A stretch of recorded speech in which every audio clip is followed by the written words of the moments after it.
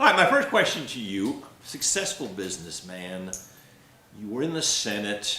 Political arena nowadays is, some folks will describe it as nasty. That's awful. Why not just kick back? Why run? You know, in 2013, I looked at the direction of the country, and I'd never been in politics. I think I was elected president of my class for 3 years in high school, but that was a different thing back then. I'd never run for anything. I'd been in business, but I saw the direction of the country, and I just felt compelled somebody had to do something. So I offered myself up, and we ran for the Senate, and then lightning struck, and we got elected.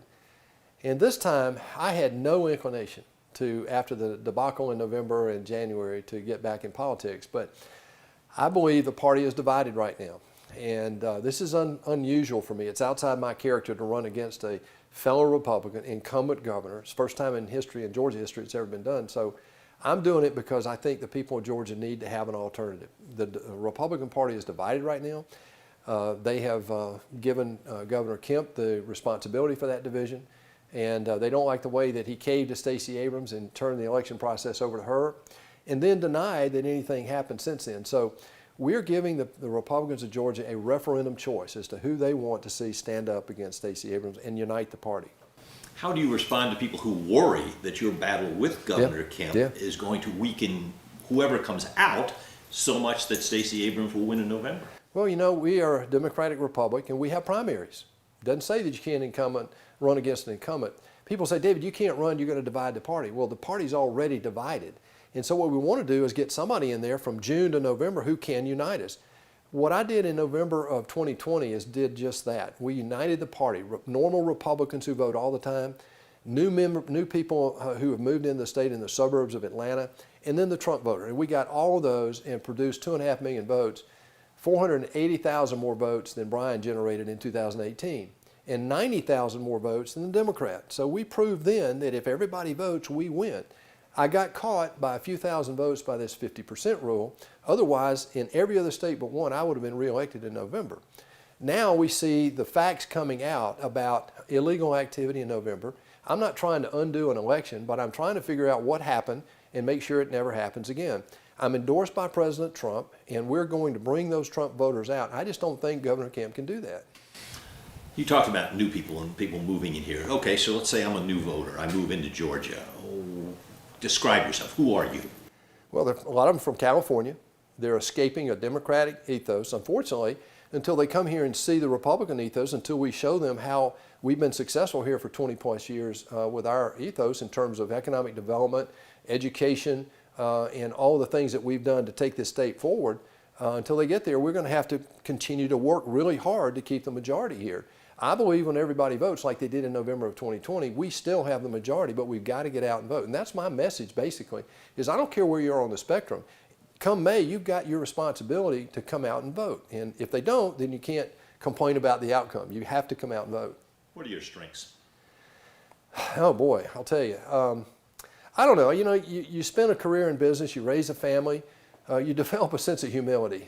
You really do.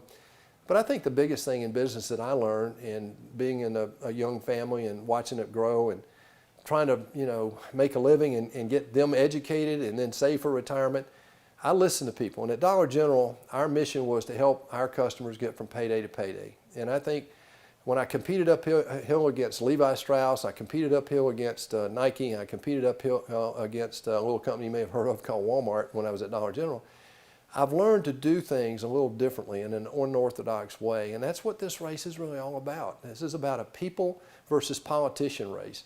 Brian Kemp has been in elected office for 20 years. And my question to the voters in Georgia in the primary is if he were able or willing to bring us together, wouldn't he have done it already? How do you establish trust with voters? By doing what you say and listening to them about what's important. That's what I've done all year.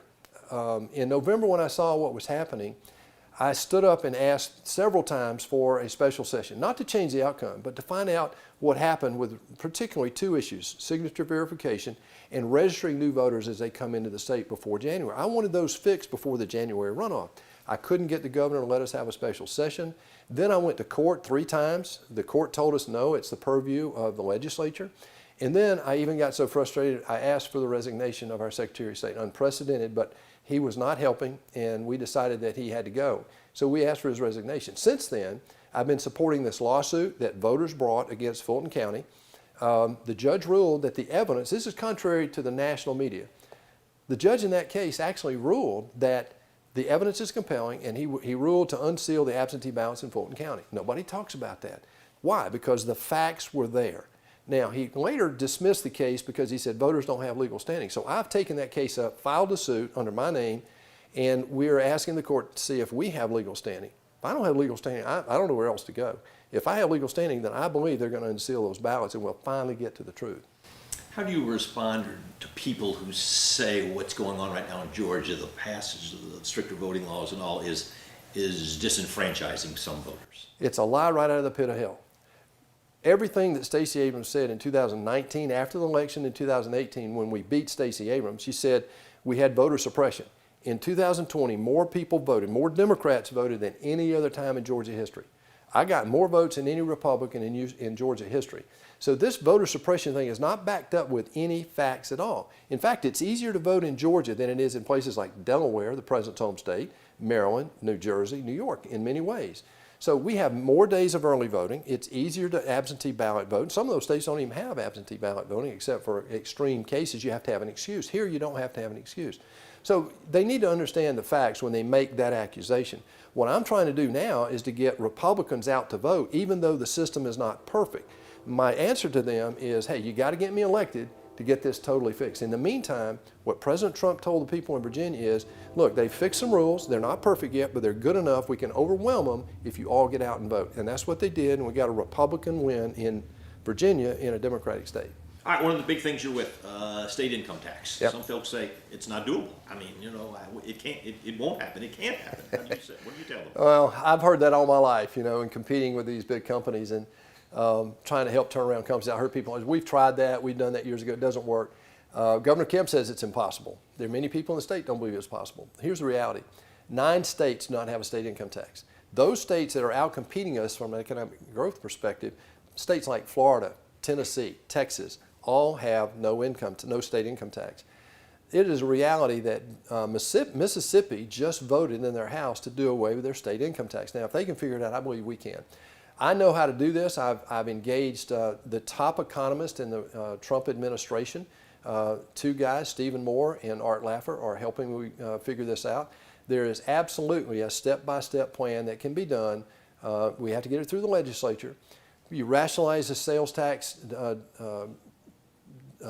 you know, things that we deduct there, the deductions there, and the credits and that sort of thing. You rationalize that.